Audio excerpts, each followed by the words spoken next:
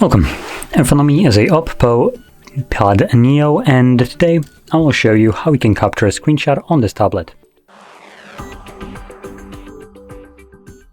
So to get started, you want to open up content that you wish to capture. I'll be using home screen as an example for this, so it's already open and visible on my screen. Once that is the case for you, all you need to do is hold your power button and volume down at the same time.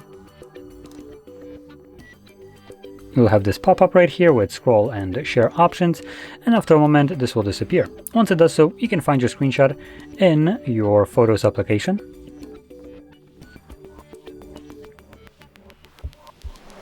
Here we can navigate to the library, and you should have a screenshot album, like this one. And you can see there is the screenshot that I have just captured.